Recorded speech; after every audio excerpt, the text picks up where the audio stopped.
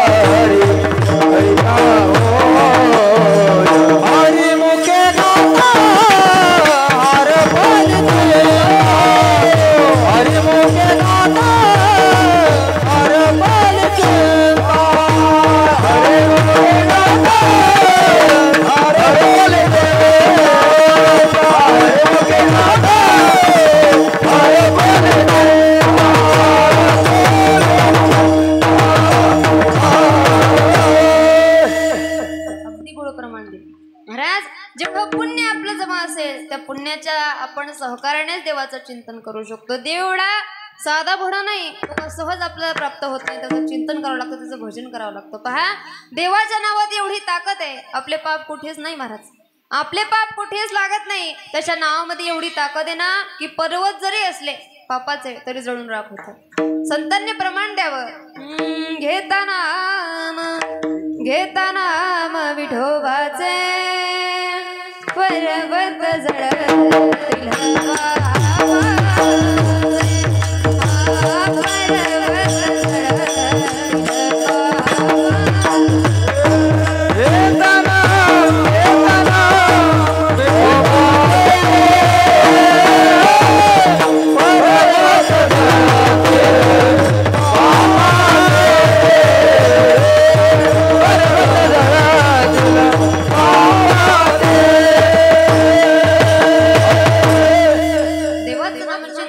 भजन करण्याकरता पहा भाग्य लागत असतं. एवढी ताकद आहे देवाच्या नावामध्ये की पर्वत जळते बापाचे. मला सांगा, आपण सगळे शेतकरी बांधव आहात. शेतामध्ये आता सुकलेलं गवत तुम्हाला पाहायला मिळेल, बरोबर आहे.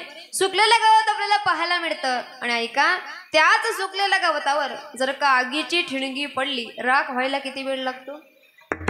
5 मिनिटं. अगदी 5 मिनिटामध्ये राग होते. तसं देवाचं नामचिंतन आहे. आपले जे पाप आहेत ना महाराज ताई, हे सुकलेल्या गवतासारखे आहेत आणि देवाचं नामचिंतन हे आगीच्या ठिणगीसारखं आहे. ही ठिणगी जर का गवतावर पडली, पापांवर पडली तर राग व्हायला वेळ लागत नाही. ज्ञानोबराय सांगतात, तृणाग्नी विडे समरस झाले तैसे नामी केले जपता हरी. हरीच्या चिंतनात फार पावर आहे. देवाचं भजन, देवाचं चिंतन करण्याकरता भाग्य लागत असतं. पहा, ज्यांचा अभंग निवडला ते तुकोबाराय महाराज. एवढी ताकद आहे महाराज, शक्ती एवढीच त्यांच्या नामचिंतनामध्ये आहे की अगदी जी वाट होती, ज्या वाटेने तुकोबाराय जात होते ती वाट विठ्ठल म्हणत होते. संतांनी क्रांती केली. जनाबाई महाराज ज्या गौऱ्या धावत होत्या ना, त्या गौऱ्या विठ्ठल म्हणत होत्या. तुकोबारायांनी दगड उचलावे, त्याचे टाळ बनवावे आणि टाळ अगदी ते विठ्ठल नावाचं भजन करत होते. दगडाचे टाळ विठ्ठल भजन करतात, निर्जीव वाट विठ्ठल भजन करते, निर्जीव गौऱ्या विठ्ठल भजन करतात. दादा शोकांतिका आहे, सजीव माणसाचं तोंड विठ्ठल म्हणत. कीर्तनात आल्यावर सुद्धा देवाचं भजन करत आहे. तुम्हाला असं कधी प्रश्न पडतो का, हे आमचे बाळा भाऊंनी एवढे हे जे फोकस आहेत हे का लावलेत बरं? कधी असा प्रश्न पडतो का? मी उत्तर देते तुम्हाला. हे फोकस याच्यामुळे लावले की 24 तासापैकी माणूस 2 तास देवा करता देतो, तेही वर्षातून 7 दिवस. आणि वर्षातून 7 दिवस देवा करता दिल्याच्या नंतर माझ्या कीर्तनामध्ये येऊन कोणती व्यक्ती खरंच भजन करते, कोण किती टाळ्या वाजून भजन करतं आणि कोण कोणाला चिमटे घेतं, हे पाहण्याकरता हे फोकस आहे. बरोबर आहे ना? हा, देवाचं भजन करा, देव वरून पाहतोय. 2 तास तुम्ही देवा करता दिले, त्याचं फळ तुम्हाला नक्की मिळणार आहे. पहा, जीवनामध्ये देवाचं भजन करा, त्याचं चिंतन करा. करणार ना? ओ बचत गट करणार ना भजन? का तुमच्या करता उखाणा घेऊ? सांगा. महिला मंडळ म्हणत असेल तर आपण उखाणा घ्यायचा, नाहीतर घ्यायचा नाही. सांगा काय करायचं? वार्ड क्रमांक 2 घ्यायचा का? बर, ऐका.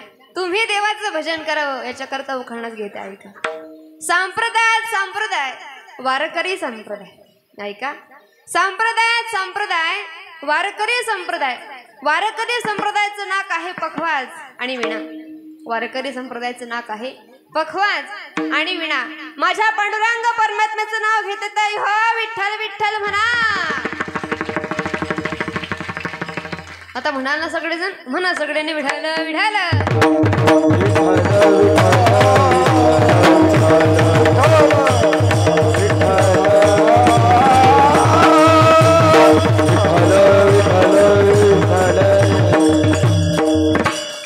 जगाचं मला हा टाळी वाजवल्याने आणि त्याचं भजन केल्याने खुश होत असतो. बघा, तुम्ही जाणकार लोक आहात. आपण महादेवाच्या मंदिरात जातो, बरोबर?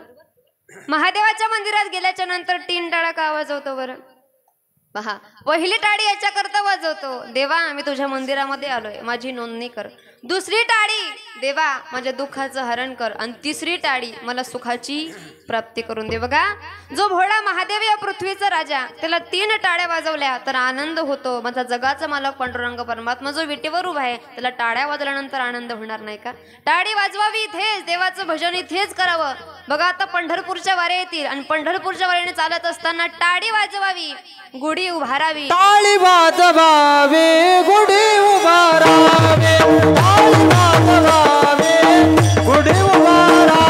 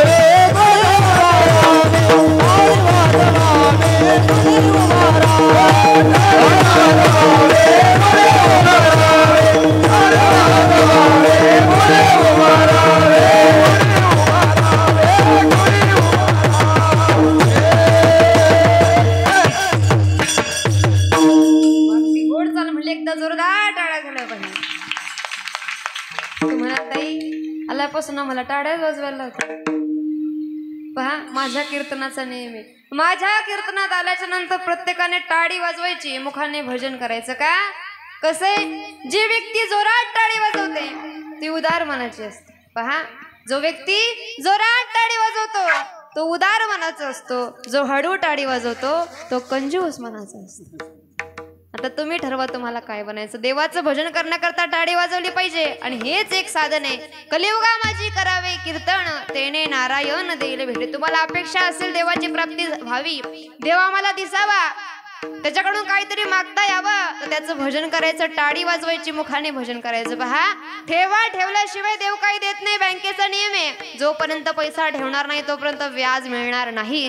जर व्याज मिळावं असं वाटत असेल तर अगोदर ठेवा बँकेमध्ये ठेवावा लागतो. तसा तुमचा ठेवा बँकेमध्ये ठेवलेला आहे आणि तोच ठेवा परत तुम्हाला मिळावा अशी अपेक्षा तुम्हाला असेल तर त्याचं भजन करा. या विश्वाचा मालक हा पांडुरंग परमात्मा. हो वृक्षाचे पण हले ज्याची सत्ता असा असणारा पांडुरंग परमात्मा आहे. त्याच्या सत्तेशिवाय एक पत्त सुद्धा हलत नाही. पहा जीवनामध्ये कल्याण करून घ्यायचं असेल, त्याचं चिंतन करायचं असेल ना, जर का तुम्हाला वाटत असेल देवाने आम्हाला भेटलं पाहिजे, त्याच्याकडून काहीतरी मागता आलं पाहिजे, जो ठेवा ठेवलाय ना त्याचा भावा तुम्ही करून घ्या. तुका म्हणे होता ठेवा,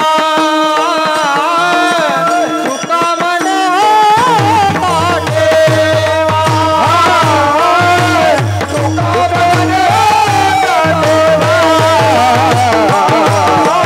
तुका म्हणे होता, तुका म्हणे होता ठेवा, तुका म्हणे होता ठेवा, तुका म्हणे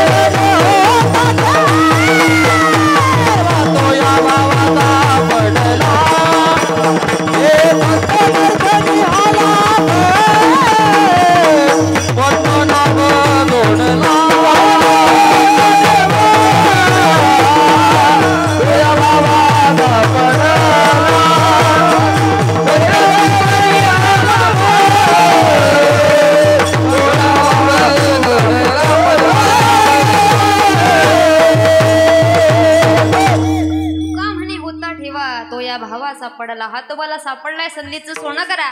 जीवनामध्ये जे व्यक्ती संधीचं सोनं करते तिचं कल्याण होत असतं. पहा, जीवनामध्ये प्रत्येकाला संधी मिळत असते. आपल्यालाही संधी मिळाली, हा नरदेव हा भेटला, देवाचं चिंतन करा. तुम्ही म्हणाल ताई ही काय आम्ही देवाचं भजन करू, पण एखादा साधा आणि सोपा मंत्र सांगा ना की ज्याने आमचं कल्याण होईल. खरं सांगते तुम्हाला, नारदाच्या गादीवरून अगदी सोपा शब्द, देवाच्या नामचिंतनाचा जो कोणी असेल तो राम आहे, दुसरा हरी आहे. पहा, ज्याला शक्य होईल त्यांनी राम नावाचं चिंतन करा. किती सोपं नाव आहे, अगदी ज्याचे 32 रिटायर आहे तो सुद्धा म्हणू शकतो. किती सोपं आहे रा आणि म. एवढी सुंदर सिस्टीम आहे महाराज. राम म्हटलं की पोटातले विकार बाहेर येतात आणि म म्हटलं की तोंड बंद होतं, म्हणजे लॉक सिस्टीम आहे. आता ते आतले जे दोष आहेत ते बाहेर आणि बाहेरचे दोष आतमध्ये जाऊ नये म्हणून लॉक सिस्टीम आहे. रा आणि म अगदी सोपा शब्द आहे ना. हो, आणि जेवढा सोपा हा शब्द आहे एवढी ताकद त्याच्यामध्ये. राम शब्दाचं भजन आपण सर्वसामान्य व्यक्तीने करावं, यामध्ये विशेष नाही. पृथ्वीचे राजे भगवान महादेव सुद्धा भजन करी महादेव रामाचं चिंतन करतात. कोण? भगवान भोलेनाथ. अगदी सोपं आहे आणि शक्य होईल ताई. हो, आज माझ्या ताईंची संख्या जास्त आहे, तुम्हाला सांगून जाईल. जी सुनबाई घरामध्ये शिकलेली आहे, जिचं शिक्षण झालंय, तिला विनंती आहे आपल्या घरामध्ये आपण रामायणाचा पाठ करा. जी व्यक्ती घरामध्ये रामायणाचा पाठ करते, जी सुनबाई तिच्या घरामध्ये रामायणाचा पाठ करते ना, तिच्या घरामध्ये महाभारत होत. म्हणून रामायणाचा पाठ करा. शिक्षणाचा फायदा करून घ्या ना.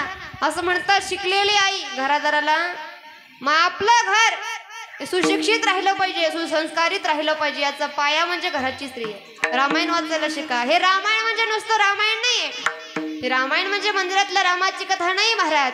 हे रामायण म्हणजे संपूर्ण घराला अगदी राम मंदिर बनवणारी ही कथा. घराचं मंदिर बनावं असं वाटत असेल तर रामायण वाचा महाराज. काय सुंदर रामायण आहे. एक एक पात्र रामायणातलं घेण्यासारखं आहे. एक एक पात्र. एका पात्राचं नाव कैकई आहे.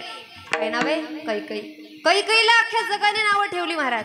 कोणीही तिला चांगलं म्हणत नाही, कारण रामाकरता वनवास मागितला. पण पहा, नाण्याच्या 2 बाजू असतात. पहिला छापा, दुसरा काटा. तसं माणसाचे 2 बाजू असतात. एक आतलं मन, एक बाहेरचं मन. आपण म्हणतो ना, याचे खायचे वेगळे, दाखवायचे. तसं माणसाचं असतं. तसं कैकई मातेचं सुद्धा आहे. अगदी अंतकरण वेगळं आहे, पण जगासमोर अगदी चुकीच्या वृत्तीने ते म्हणतात की कैकई माता चांगली नव्हती, कैकई माता अशी होती, कैकई माता तशी होती. पण पहा, जीवनामध्ये एक संधी कैकई मातेच्या जीवनामध्ये आली होती.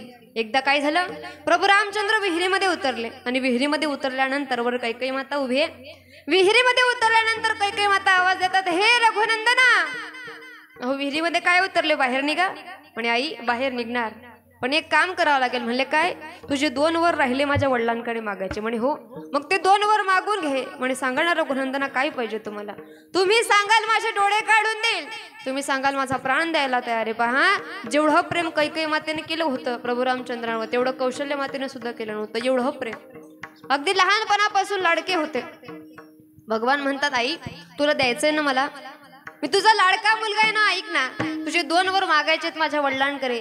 पहिल्या वरामध्ये रामाला वनवास माग आणि दुसऱ्या वरामध्ये भरताला राजगादी माग. आईने ऐकलं, अश्रू लागले डोळ्याला. रमा सगळं करू शकते पण हे पाप करू शकत नाही. म्हणे काय? अरे हे तर मी करेल, पण अख्खं जग मला नाव ठेवेल. रमा माझं नाव सुद्धा कोणी ठेवणार नाही. आता खरं सांगा, एवढं महिला मंडळी इथे बसले, एखाद्याचं नाव कैकई आहे का? मंथरा नाही. हे लोक एवढे वाईट वाटले की आपण त्यांचं नाव सुद्धा ठेवत नाही. हा कर्माने असू शकतात. आता दादा बसले, तुमच्यापैकी एखादा रावण आहे का? दुर्योधन, दुःशासन, हे लोक एवढे वाईट वाटले की त्यांचं नाव सुद्धा आपण ठेवत नाही. कदाचित कामाने असू शकतात पण नावाने नाही. पहा, ती कैकई माता प्रभू रामचंद्राला सांगते, देवा जर मी असं केलं ना, हे जग मला नाव ठेवेल, पण ऐका ना, तुम्हाला चांगलं वाटावं याच्याकरता मी हे कार्य करायला तयार आहे. पण का हो, तुम्ही का वनवास मागता? त्यावेळेस प्रभू रामचंद्र सांगतात, आई जर मला वनवास भेटला नाही ना, तर मला हनुमंतरायांची भेट होणार नाही. आई शबरीची मला भेट होणार नाही, शबरी मातेचं दर्शन होणार नाही, अहिलेचा उद्धार होणार नाही, त्या रावणाचा उद्धार होणार नाही, राक्षसांचा उद्धार होणार नाही, म्हणून मला वनवास पाहिजे. पहा, कैकई माता म्हणू लागले, देवा ठीक आहे, अख्खं जग मला नाव ठेवेल तरी चालेल, पण तुम्ही मला जवळ घेताय ना, एवढं भरपूर आहे. मेरे रोने से आपको आए हसी, तो मैं रो रो के आपको रिझाऊंगी. देवा मी रडेल पण तुम्हाला आनंदी ठेवेल. अख्खं जग कैकई मातेला नाव ठेवतो महाराज, पण कैकई मातेने संधीचं सोनं केलं. काही का असे ना, अगदी वाईट वृत्तीने का असे ना, त्यांचं नाव अजूनही काढलं जातं. बरोबर आहे ना? रामाला वनवास कोणी दिला तर आपण सहज म्हणतो कोणामुळे झाला? कैकेयी मातेमुळे. कसं का असे ना त्यांचं नाव निघत असतं. पहा, जीवनामध्ये संधीचं सोनं करा. रामायण म्हणजे एक पात्र आदर्श घेण्यासारखं. दुसरं पात्र आहे लक्ष्मण. लक्ष्मण नावाचं पात्र असं रामायणामध्ये की प्रत्येक भावाने अनुसरण करायचं. जेव्हा जनकपुरीमध्ये प्रभू रामचंद्र पहुडलेले, लक्ष्मण भैया आले, पायाची सेवा करतात. पायाची सेवा करत असताना रडतय लक्ष्मण भैया. उद्या सकाळी लग्न प्रभू श्रीरामांचं. राम म्हणतात, वेड्या, हे लक्ष्मणा का रडतोस? रडू लागले लक्ष्मण भैया. म्हणे, भैया पहा ना, उद्या तुमचं लग्न होणार आहे. म्हणे, हो. तुम्ही सीतामैयाच्या गळ्यामध्ये वरमाला घालणार आहे? म्हणे, हो. सीतामैया तुमच्या गळ्यामध्ये वरमाला घालणार? हो बाळा, ती आपली संस्कृती आहे. ज्या क्षणाला तुम्ही सीतामैयाच्या गळ्यामध्ये मंगळसूत्र घालणार, त्या क्षणापासून तुमच्या संपूर्ण शरीरावर अधिकार कोणाचा होणार? सीतामैयाचा. उद्या संध्याकाळी मी ठरवलं की तुमच्या पायाची सेवा करण्याकरता यावं, तर सीतामैया दरवाज्यामध्ये उभ्या राहतील आणि सांगतील, हे लक्ष्मणा, आता तुझी गरज नाही, मी समर्थ आहे माझ्या पतीची सेवा करायला. देवा, उद्यापासून तुमच्या पायाची सेवा करता येणार नाही ना, म्हणून मला रडू येते. पहा, तेव्हाचे लक्ष्मण कुठे आणि आताचे लक्ष्मण कुठे? कसं आहे माहिती? मोठ्या भावाला 5 बिघे जमीन असू द्या, धाकट्याला 5 बिघे असू द्या, दोघांना सारखं आहे. मोठ्याला 5 बिघे, धाकट्याला 5 बिघे. महाराष्ट्रातला नियम आहे, 5 बिघे शेतीमध्ये कष्ट करणार नाही, पण बांध कोरल्याशिवाय राहणार. बरोबर आहे का नाही? हा, अगदी एका ईदभर जमिनी करता काहींनी भावाच्या डोक्यात कुऱ्हाडी घातल्या महाराज. कारण दादा, ताई, तुम्हाला विनंती आहे, जेव्हा जगाचं संकट आपल्यावर येतं, अख्खं जग आपल्या विरोधी असतं ना, तेव्हा रक्ताला रक्त धावून येतं, दुसरं कोणी. रामायण शिकवतंय. प्रभू रामचंद्र युद्ध जिंकले कारण लक्ष्मण सोबत होता. रावण युद्ध हारला कारण विभीषण सोबत नव्हता. ज्याच्या सोबत भाऊ आहे तो कोणतंही युद्ध असू द्या जिंकू शकतो. ज्याच्यासोबत भाऊ नाही ना, हे जग एवढं विचित्र आहे महाराज. तुम्ही लाकडाची मोडी घ्या, तिला कोणी तोडू शकत नाही, पण एक ठिकाणी असू द्या, तोडल्याशिवाय राहत. म्हणून एकत्र येणं शिका. आपण बाजारामध्ये गेलो, द्राक्ष विकत आपण घेतो, द्राक्षाचा घड जो असतो त्याची किंमत जास्त असते, सुटलेल्या द्राक्षांची किंमत कमी असते. तसं एकत्र भावाला भावाने मदत केली पाहिजे. राम लक्ष्मण सारखं जीवन जगा हे रामायण शिकवते. काय नाही शिकवत रामायण? रामायण सांगायचं म्हटलं ना, अख्खी रात्र अपूर्ण पडेल महाराज. एवढं सुंदर देवाचं नामचिंतन, देवाचं भजन. अगदी सोपा शब्द आहे रा आणि मग. जर देवाचं चिंतन केलं तर देव आपल्या समोर प्रकट होईल. आणि समोर प्रकट झाल्याच्या नंतर जी इच्छा तुकोबाराय महाराजांनी मागितली, जे दान तुकोबाराय महाराजांनी मागितलं, तेच दान आपल्याला मागायचं. कोणतं? अभंगाच्या. भावी माझी आस, भावी माझी आस,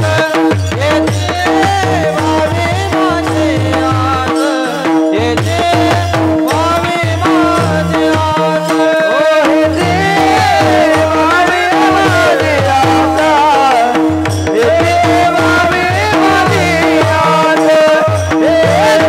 भावी माझी आस.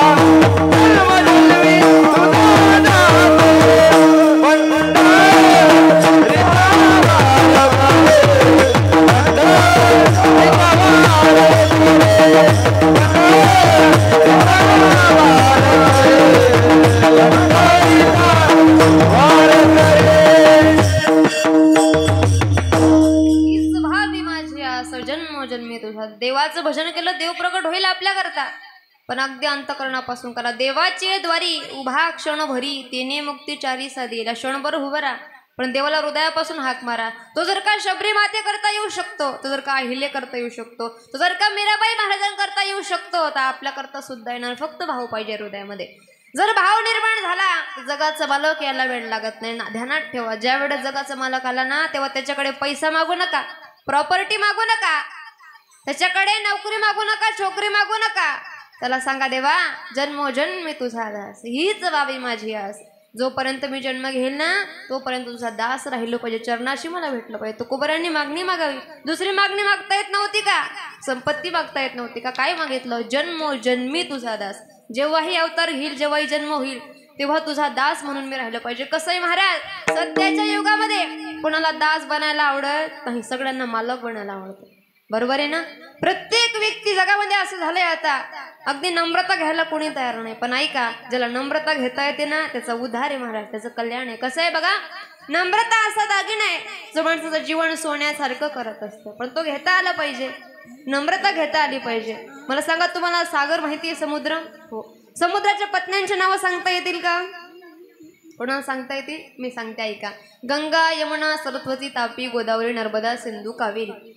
या समुद्राच्या पत्नी आहेत, नद्या आहेत. हे वर्षातून एकदा समुद्राला भेटण्याकरता जातात. असंच एकदा संपूर्ण नद्या समुद्राला भेटण्याकरता गेल्या, आणि भेटण्याकरता गेल्याच्या नंतर अगदी जात असताना संतापमध्ये असले कोणाची घरे नेतात, कोणाची गुरे नेतात, आंब्याचे बाग, नारळाचे बाग नेत असतात. आणि मग जेव्हा समुद्र म्हणतो, कागा मला भेटण्याकरता तुम्ही येतात, कोणाची घरे आणतात, कोणाची गुरे आणतात, मला पाहिजे ती वस्तू आणत नाही. म्हणजे देवा, हे पतिराया, सांगा तुम्हाला काय पाहिजे, तुम्हाला जे पाहिजे ते आणेल, असं कोण म्हणत होत्या? समुद्राच्या पत्न्या. आपणही माहेरी जातो ना.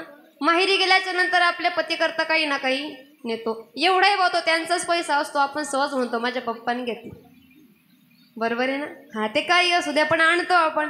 असं पहा, समुद्राच्या पत्न्या काही ना काही सोबत नेत असतात. समुद्र म्हणाला, मला पाहिजे ती वस्तू द्या, जे आणतात ते माझ्या काही कामाचं नाही, कोणाची घरे आणतात, गुरे आणतात, मला काही कामाचं नाही ते. म्हणे, देवा काय पाहिजे पतिराया? म्हणे, बघा तुमच्याच पात्रामध्ये एक लव्हाडं म्हणून वनस्पती, ते लव्हाडं आणून द्याल का? जसं लव्हाड्याचं नाव सांगितलं ना, त्या शांतच झालं. तर म्हणे, पतिराया सगळं आणू शकतो, पण याला वाढ आणू शकत नाही. एवढं चॅप्टर कांडी म्हणले. हे आम्ही रागात आलो की खाली म्हण टाकतं, आणि आम्ही निघून गेलो तुरा काढून उभं राहतो. कोण आहे? लवा. पहा, जीवनामध्ये ज्याने नम्रता घेतली ना, एखादा संतापमध्ये असेल ना, नम्र व्हा, काही बिघडत नाही. तो गेल्याच्या नंतर आपलं कार्य आपण करा. असं जीवन जो जगतं, त्याची जागा कोणी हलवू शकत? एवढीशी वनस्पती लवाड, पण नद्या काही बिघडू शकत नाही, जागा हलवू शकत नाही, कारण तो नम्र आहे. जीवनामध्ये जो नम्री त्याला महत्व नाही, जो नम्र आहे त्याला महत्व आहे. नम्र झाला भूता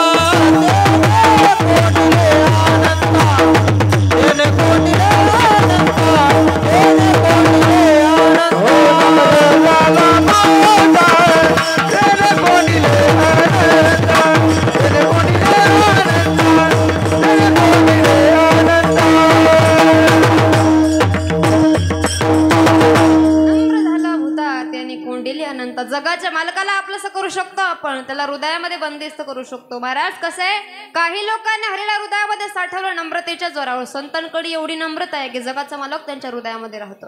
एवढी नम्रता आहे की जगाच्या मालकाने हृदयामध्ये राहावं. आणि जगाचा मालक राहत असेल ना, तर काही काही संतांनी चोरासारखा बंदिस्त केला, हृदय बंदी खाना केला. आत विठ्ठल कोंडीला धरीला पंढरीचा चोर. हृदयापासून अगदी मनापासून त्याचं भोजन केलं, हृदयामध्ये बंदिस्तच केलं. नम्रता होती महाराज.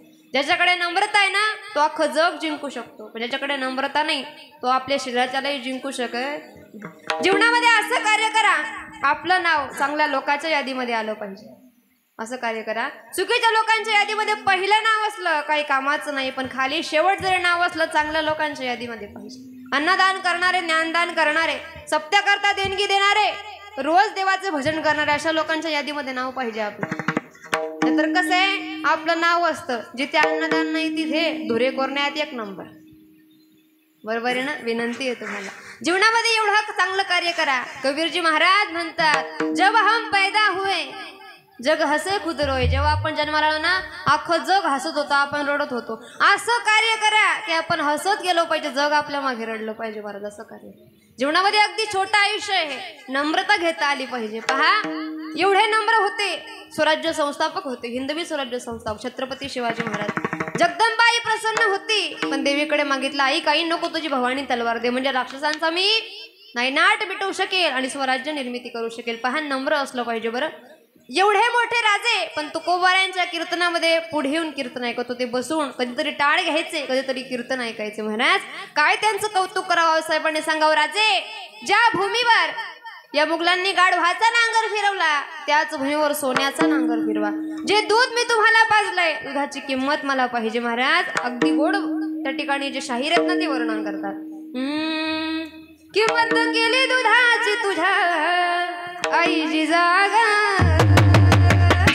झाला महाराष्ट्राचा राजा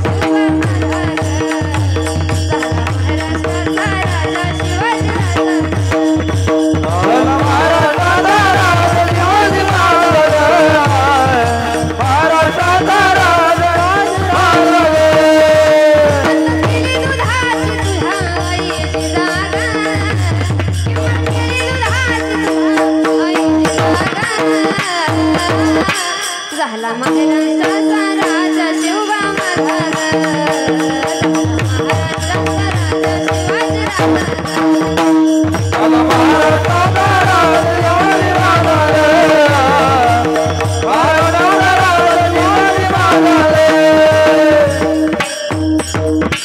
किंमत केली दुधाची तुझ्या आईची जाग, झाला महाराष्ट्राचा राजा शिवबा माझा ग. आऊसाहेबांनी सांगावं राजे स्वराज्याची निर्मिती करा.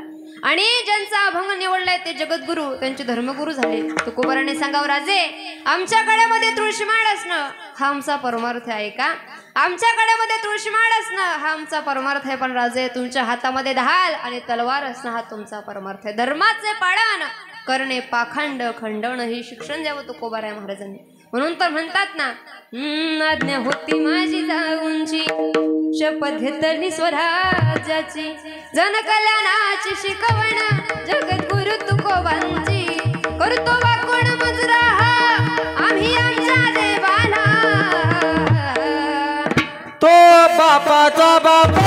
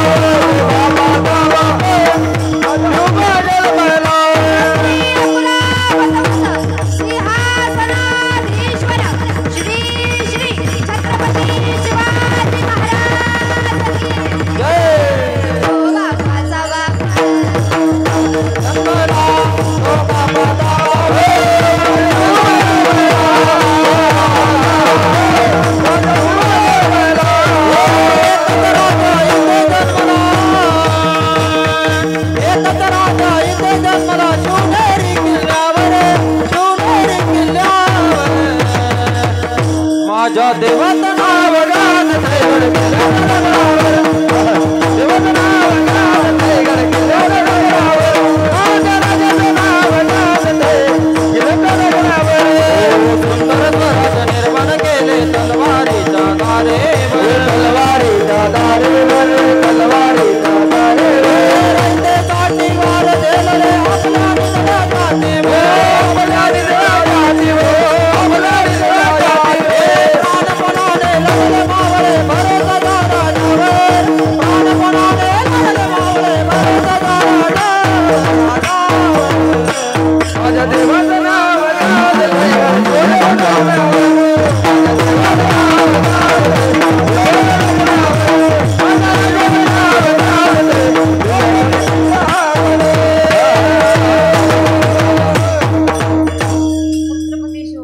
जीवनामध्ये एवढं वैभव पाहायला मिळालं, पण नम्रता आहे महाराज.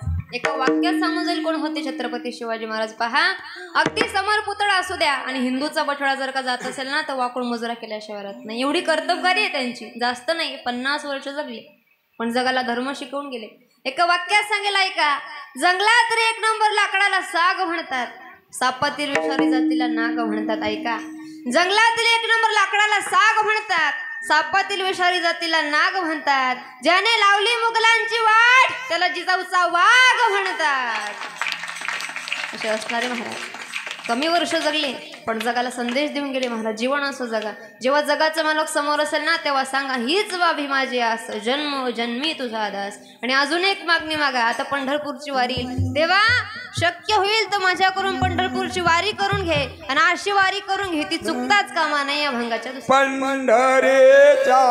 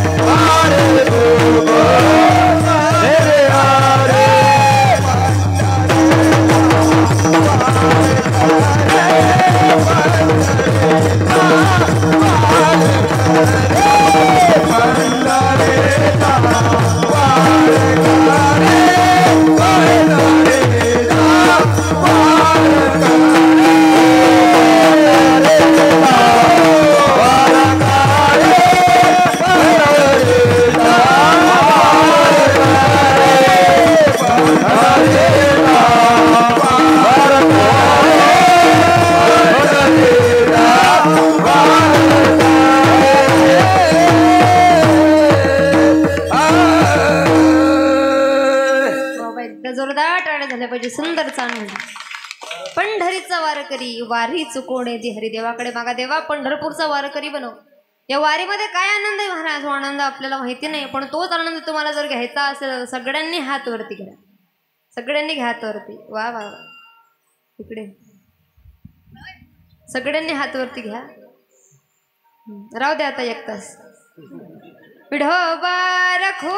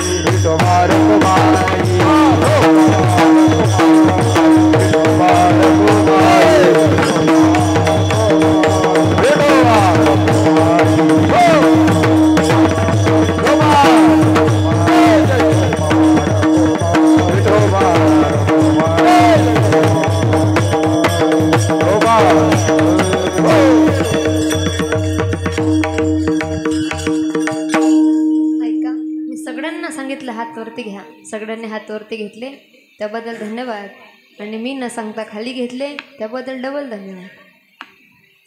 ऐका, तुकोबाराय महाराजांनी मागणी मागावी, देवा हीच व्हावी माझी आस, जन्मोजन्मी तुझा दास, पंढरीचा वार करी वारी चुकोणे दियारी. अजून एक मागणी मागितली, काय? अभंगाच्या तिसऱ्या संता संगे सर्व काळ, संता संगे सर्व काळ, संत संग सर्व काळ, संत संगे सर्व काळ, संत संगे सर्व काळ, संत संगे सर्व काळ, संत संगे सर्व काळ, संत संगे सर्व काळ, संत संगे सर्व काळ, ओ संत संगे सर्व काळ, ओ अखंड माता कल्ला, अखंड माता कल्ला, अखंड माता कल्ला, अखंड माता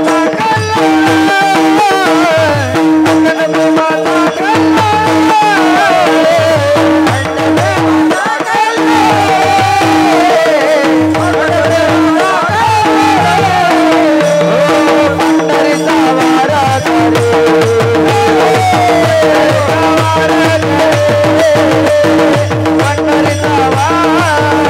करे, पंढरीचा वार करे, पंढरीचा वार करे.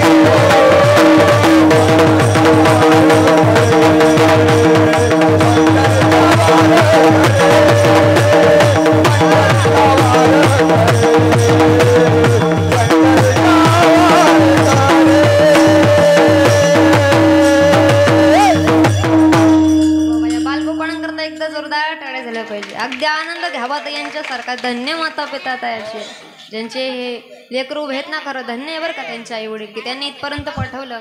तर आताच्या पिढीला सांगावं लागतं, बाबा हातामध्ये ताट घ्या, वारकरी संप्रदाय धुरा टिकवून ठेवा, धर्माचं पालन करा. अरे वा, अगदी सुंदर लेकरं आनंद घेत आहे भजनाचं. पहा, संत संग सर्व काळ, अखंड प्रेमाचा कल्होळ देवाला सांगा, देवा संत संग अखंड दे. इतर लोकांचा संग नको, पण संतांचा संग त्याने फायदा आहे महाराज. पण कसं आहे दादा माहितीये, सध्याचं जग एवढं बदललंय की महिला मंडळ धावतो धातू मागे आणि पुरुष मंडळी धावते कागदम. धातू कोणता? महिला मंडळाला आवडणारा धातू कोणता? ॲल्युमिनियम, लोखंड, जस्त, सोनं. हा, कसं उत्तर दिलं? किती भाव आहे आता? 7.5. एका मिनिटात उत्तर येते ते. महिला मंडळाला आवडणारा धातू सोनं आहे. ताई तुमच्याकडे सोनं नसावं या विचाराची मी नाही बरं. प्रत्येका ताईकडे कमीत कमी 500 ग्रॅम सोनं असलं पाहिजे. किती? 500 ग्रॅम. पण देवाच्या घरी जाल ना तेव्हा सुनबाईला सांगा, पोरी आता मी देवाच्या घरी जाणार आहे, माझ्याकडे 500 ग्रॅम सोनं आहे, त्यापैकी तू 100 ग्रॅम सोनं माझ्या तिरडीला बांधतेस का? ती बांधेल का? ती म्हणे, आई असं सोनं सोबत नेत नाही. आई कितीही जीवनामध्ये परमार्थ करा, हे सोनं सोबत येत नाही. ज्या सोन्याकरता कधी परमार्थ केला नाही, देवाचं भजन केलं नाही, वाऱ्या केल्या नाही, अन्नदान केलं नाही, सप्त्यामध्ये दानच केलं नाही, आज ज्यांच्याकडून अन्नदानाची सेवा होते ना त्यांच्याकरता जोरदार टाळ्या झाल्या पाहिजे. जीवनाचं सार्थक त्यांनी करून घेतलं अगदी हृदयापासून. सकाळीही आमरस होता म्हणले आणि आता या मला आमरस पोळी जीव घातली. पहा, ज्या सोन्याकरता आपण कधी परमार्थ करत नाही, देवाचं भजन करत नाही, अन्नदान करत नाही, दानच करत नाही, ते सोनं सोबत येत नाही. येईल केवढा येईल ताई, जर तुम्ही सौभाग्यवती गेल्या तर 1 फुटका म्हणी, तोही तुमच्या तोंडात, जास्त नाही. ज्या सोन्याकरता कधी परमार्थ केला नाही तो सोनं सोबत येणार नाही. बरोबर आहे ना? ते सोनं सोबत येणार नाही. बोला, सोनं सोबत येणार नाही. जर सोनं सोबत येणार नाही तर आता जेवढं आणलंय तेवढं माझ्याकडे जमा करून जा. करणार का तुम्ही? लोभ सोडत नाही महाराज. दादा, महिला मंडळ धावतो धातू मागे आणि पुरुष मंडळ धावते कागदा मागे. कसं आहे दादा, तुमच्याकडे पैसा नसावा या विचाराची मी नाही बरं. इथे बसल्या प्रत्येक दादाकडे कमीत कमी 10 कोटी रुपये असले पाहिजे. किती? 10 कोटी रुपये. देवाच्या घरी जाल ना तेव्हा आपल्या मुलाला हळूच सांगा, दादा मी आता देवाच्या घरी जातोय, 1 लाख रुपये माझ्या तिरडीला बांधेल का तू? तो म्हणले, बाबा जाता जाता तुमच्या गोड्या पैसे सोबत नेत नाही. जर पैसे सोबत नेत नाही तर ज्या पैशाकरता कधी परमार्थ केला नाही, पैसा असला पाहिजे. बघा, अर्थ हा पुरुषार्थ आहे. धर्म, अर्थ, काम आणि मोक्ष. अर्थ हा पुरुषार्थ आहे, प्रत्येकाकडे असला पाहिजे, पण त्याचा योग्य रीतीने वापर करा. पण कसं आहे महाराज, माणूस हा धावतोय कागदा मागे आणि महिला मंडळ धावतोय धातू मागे. दादा, हे जीवन देवाने का दिलं होतं? ऐका, भगवान ने दी थी जिंदगी किसी के काम आने के लिए, भगवान ने दी थी जिंदगी किसी के काम आने के लिए, हमने तो गवा दी कागज के तुकडे कमाने के लिए. आम्ही तो वायाला घालवलं फक्त कागजच्या तुकड्यांसाठी. विनंती आहे तुम्हाला, पैसा असला पाहिजे हो. जो पैसा असला ना आपण कोणतीही गोष्ट करू शकतो, अन्नदान सप्ताह करू शकतो, असला पाहिजे पैसा. पण कसं आहे त्याला लिमिट असते. खरं सोनं तुमच्या गळ्यातली तुळशी माळ आहे, दुसरं काही नाही बरं. सोनं तुम्हाला जर का डोळ्याने पाहायचं असेल, कारण माणूस गेल्याच्या नंतर सगळं काढून घेतात, तुळशी माळा काढी नाही. जर तुळशी माळा घातली ज्याने काढली त्याला घालावी लागते, त्यामुळे घालत नाही. त्यांचा परमार्थ त्यांच्या सोबतच गेला पाहिजे, बरोबर आहे ना. हा, एक दृष्टांत तुम्हाला सांगते पहा. एकदा काय झालं, एक सुंदर गाव होतं, अगदी परमार्थिक गाव. देवाचं भजन रोजच, कदाचित ते झापुरा असू शकतं. रोजच देवाचं भजन आहे, रोजच देवाचं चिंतन आहे. त्या गावामध्ये एक साधू बाबा राहण्याकरता आला. गावाच्या वेशीवर थांबले आणि थांबल्याच्या नंतर त्यांनी प्रश्न केला. पहा, माझे 2 प्रश्न आहेत. या 2 प्रश्नांची उत्तर जो व्यक्ती बरोबर देईल त्याच्या घरी मी राहील. पहिला प्रश्न बाबांचा होता, सांगा तुमचं वय किती. आणि दुसरा प्रश्न होता, सांगा तुमची संपत्ती किती. अख्खं गाव डोकं खाजवायला लागला. अरे असे काही 2 प्रश्न असतील, पहिले वय दुसरी संपत्ती, कोणाचं डोकं चाले ना. पण कसं आहे महाराज, माणूस कितीही सज्जन असू द्या, आपलं खरं वय कोणाला सांगत नाही, बरोबर आहे ना. हा, कारण सांगत नाही त्याचं कारण ऐकून घ्या. जर बसमध्ये चढले तर कंडक्टर अर्ध तिकीट देणार, म्हणून खरं वय सांगत नाही. एकाने कार्ड दाखवलं महाराज, कार्ड दाखवलं, कंडक्टर हुशार, त्याने पहिलं, दादा तुमचे सगळे दात 1000 आणि वय कसं 72. खरं वय सांगितलं की अर्ध तिकीट मिळत नाही, म्हणून काही बहादर खरं वय सांगत नाही. दुसरी संपत्ती लोक खरी सांगत नाही, जर खरी सांगितली तर चोरी होते, बरोबर आहे ना. हा, पण कसं आहे, संपत्ती चोरी करण्याकरता बुद्धी लागत असते. ज्याला बुद्धी तो चोरी करू शकतो, ज्याला बुद्धी नाही तो चोरी करू शकत. चोरी करण्याचे नियम आहे पहा. पहिले प्रहर हर कोई जागे, दुसरे प्रहर भोगी, तिसरे प्रहर जागे तस्कर, चौथे प्रहर योगी. पहिला प्रहर 8 ते 10 सगळी जागे असतात, 10 ते 12 भोगी, 12 ते 3 तस्कर म्हणजे चोर, आणि 4 नंतर योगी. जे योगी ते 4 वाजता उठतात, जे महायोगी आहे ते 8 वाजता, बरोबर आहे ना. हा, ऐका, तर चोरी करण्याचा वेळ हा 12 ते 3 आहे. त्याच्या अगोदरही कोणी करत नाही, नंतरही कोणी करत नाही. ती म्हणाल, ताई तुम्हाला परफेक्ट वेळ कसा माहिती सांगू. त्यांचा घरी जायचा वेळ आणि आमचा घरी जायचा वेळ तोच आहे. हायवेने तुम्हाला 2च लोक सापडतील, पहिला चोर आणि दुसरा शाबास, 2च लोक सापडतील. ऐका ना, एक चोर चोरी करण्याकरता गेला, त्याला वेळ माहिती नाही, काळ माहिती नाही, अशा घरात शिरला ज्या घराला दरवाजा नाही. आता खरं सांगत आहे हो, ज्या घराला दरवाजा नाही तिथे काय सापडणार बरं त्याला. पण तो नवीनच होता, त्याला माहिती नाही चोरी कशी करायची. आतमध्ये शिरला, लाईट गेलेली होती, काय करावं त्याला कळत नाही. मधल्या खोलीमध्ये शिरला तर घरातलं लेकरू झोपलेलं होतं 8-10 वर्षाचं. ते लेकरू त्याला दिसलं नाही, त्याच्या छातडावर पाय पडला. जसा पाय पडला लेकरू ओरडला, आई. आणि घरामध्ये चोर शिरला. आणि आता काय करायचं, जगदंबा उठलीस आणि पप्या धर त्या मेलाचे तांगडे धर म्हणले. पाय धरले, पालथा केला. जसा पालथा केला जगदंबा बसली त्याच्यावर. बरं, जगदंबा साधी सोधी नव्हती, 3.5 क्विंटलची होती. चोर होता 35 किलो. आता 3.5 क्विंटल जगदंबा, 35 किलो चोर. मांजरीने काच करून दिला धरावा, तो सईने चोराला धरला. चोर चहा करायला लागला. चोर म्हणतो, आई जगदंबा चंद्रघंटा हे दुर्गा सोड मला. म्हणे सोडणार नाही. पप्या, पोराला उठवलं, पप्या चप्पल घाल, पोलीस स्टेशनला जा. बरं, तो पप्या होता, त्याला राहता दड्या होते. तो जसा उठला भिंतीला धडकला. आई मला चप्पल सापडत नाही ग माझी. जो चोर म्हणतो खालून, दादा तुझी विनंती करतो रे, माझी चप्पल घाल, पण पोलीस स्टेशनला जा. जर तू गेला नाही तर माझा कुसमूर झाल्याशिवाय राहणार. चोरी करण्याकरता बुद्धी पाहिजे, त्याला माहिती पाहिजे होतं ना घरात काही सापडणार नाही, कारण घराला दरवाजाच नाही. ज्याला चोरी करता येते त्याला चोरीतलं ज्ञान आहे, पण ज्याला चोरीच करता येते त्याची फसगत होत असते. पहा, काही लोक वय सांगत नाही, खरं काही संपत्ती सांगत नाही, चोरी होते. पण कसं आहे दादा, त्या गावात साधूबाबाने 2 प्रश्न विचारले. पहिलं वय सांगा, दुसरी संपत्ती सांगा. अख्खं गावच रांगायला लागलो महाराज. परमार्थिक गाव होतं. अशी मोठीच्या मोठी रांग लागली आणि 1 नंबर ग्रामपंचायतचा सदस्य राहिला उभा. तो म्हणतो, बाबा जय हरी. म्हणे जय हरी. सांगा तुमचं वय किती. म्हणे 20 वर्ष. संपत्ती किती. म्हणे 2 लाख रुपये. 10 बाजूला, नंतर पाहू. दुसरा आला, तो सरपंच होता गावाचा. आणि सांगा सरपंच वय किती? म्हणे 35 वर्ष. संपत्ती किती? म्हणे 3 लाख रुपये. वा बाजूला. तिसरा आला तो पोलीस पाटील होता. सांगा पाटील वय किती? म्हणे 40 वर्ष. संपत्ती किती? म्हणे 4 लाख रुपये. वा बाजूला. असं करता करता अर्धेमध्ये रांग आली, मध्यस्थी रांग आली आणि त्या रांगेमध्ये एक सावकार उभा होता महाराज. एवढा संपत्ती एवढा पैसा त्याच्याकडे होता की अख्खा जिल्हा विकत घेऊ शकतो. त्याच्या अंगावर नुसतं 20 लाखाचं सोनं होतं. एवढा तो श्रीमंत व्यक्ती. सावकार वय असेल 60 वर्ष. साधूबाबांनी विचारलं सावकार सांगा तुमचं वय किती? म्हणे 30 वर्ष. आणि संपत्ती किती? म्हणे 3 लाख रुपये. अहो सावकार काय खोटं बोलतात? तुमच्या अंगावर 20 लाखाचं सोनं आहे, 3 लाख रुपये संपत्ती सांगतात. तुमचं सोनं मी नेणार नाही, संपत्ती नेणार नाही, खरं तर सांगा. म्हणे अहो बाबा साधूकडे खरं बोलायचं असतं, मी खरं सांगतो माझ्याकडे 3 लाख रुपये संपत्ती आहे. आणि वय तुमचं वय 60 वर्ष दिसतंय बाबा, पण तुम्ही मला 30 वर्ष सांगतात. म्हणे साधू बाबा खरं सांगू तुम्हाला माझं वयच 30 वर्ष आहे. कसं? जेव्हा मी 30 वर्षाचा होतो तोपर्यंत मला हरिपाठ माहिती नाही, काकडा माहिती नाही, देवाचं भजन माहिती नाही, अन्नदान माहिती नाही, सप्ताह माहिती नाही, सप्त्याला देणगी माहिती नाही, कीर्तन ऐकणं माहिती नाही. 30 वर्षाचं पूर्ण झालो, एका कीर्तनामध्ये गेलो. ज्या दिवशी गळ्यामध्ये पवित्र तुळशीमाळ धारण केली त्या दिवसाला आज 30 वर्ष पूर्ण झाले आणि म्हणून माझं वय 30 वर्ष. म्हणून ज्या व्यक्तीने वा वा, ज्यांना समजलं त्यांना धन्यवाद, ज्याला नाही समजलं त्याने घरी जाऊन विचार करा. ऐका, ज्या दिवशी ज्या व्यक्तीने गळ्यामध्ये पवित्र तुळशीमाळ धारण केलेलं त्या दिवशी त्याचा जन्म आहे. तुमचा वाढदिवस कोणत्या दिवशी येतो याला महत्व नाही, पण त्या दिवसापासून तुमचा जन्म आहे. देवा करता शरीरावर तुळशीपत्र देणे हा खरा तुमचा जन्म आहे, कारण हा नरदेह त्याच्या भक्ती करता दिलेला आहे. पहा. आणि दुसरा प्रश्न म्हणे संपत्ती. म्हणे बाबा खरं सांगू तुम्हाला माझ्याकडे एवढी संपत्ती अख्खा जिल्हा विकत घेऊ शकतो, पण ही काही कामाची नाही, कारण ही संपत्ती सगळे वाटून घेणारे. पण 3 लाख रुपये पैकी 1 लाख रुपये मी सप्ताह करता दिला.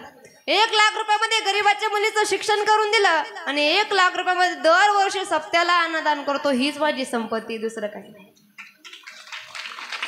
जीवनामध्ये किती पैसा असू द्या, किती संपत्ती असू द्या, त्याला काही किंमत नाही. ज्याला देता येतं ना, जगाचा मालक त्याचा नियम महाराज, घेशी तेव्हा देशी, ऐसा असशी उदार. तो देत असतो पण अगोदर तो समोरच्याचा मन पाहत असतो, याला किती देण्याची प्रवृत्ती आहे, केवढी भक्ती देऊ शकतो. या कुदरतचा या संपूर्ण निसर्गाचा नियम आहे, जोपर्यंत घेत नाही तोपर्यंत देत नाही. कष्ट करा त्याला फळ नक्कीच मिळणार. कष्टाने केलेली संपत्ती ही टिकून राहत असते, कष्टाने केलेली भक्ती ही टिकून राहत असते. जर देवाचं भजन केलं तर संत संग सर्व काळ अखंड प्रेमाचा कल्होळ. जीवनामध्ये संत संग येईल, प्रेमाचा कल्होळ येईल. आणि ज्या दिवशी जगाचा मालक उभा राहिला, पंढरीची वारी झाली की चंद्रभागेमध्ये स्नान करा, हेच दान तो चंद्र भागे चंद्र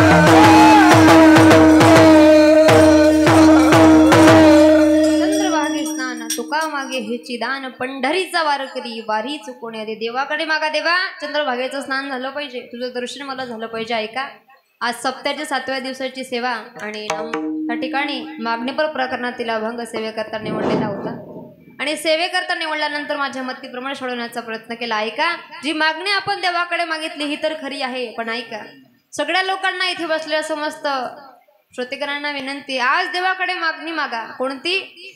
प्रत्येकाने मागणी मागा. देवाला सांगा, देवा जेवढ्या आनंदामध्ये 41 वर्ष सप्ताह झाला तेवढ्याच आनंदामध्ये पुढे सुद्धा झाला पाहिजे, ही मागणी मागा देवा. तेवढ्याच जल्लोषामध्ये तेवढ्याच हृदयापासून सप्ताह झाला पाहिजे, ही मागणी मागा. ऐका, माझ्या मतीप्रमाणे अभंग सोडवला. जे काही चांगलं असेल ते नक्की घरी न्या. जे अपशब्द असतील माझ्या वाणीचे दोष समजून इथेच सोडून जा. झालेली सेवा ज्ञानोबा तुकोबा या संतांचरणी अर्पण करते. आमचे दादासाहेब यांनी संपर्क केला, इथपर्यंत येण्याचं योग. त्याचबरोबर पंचक्रोशीतून भाविक भक्त मंडळी कीर्तना करता आलेली होती. आमचे ओढदेऊन आलेले दादा असतील त्यांचंही धन्यवाद आणि समस्त ग्रामस्थ मंडळी त्यांचेही धन्यवाद.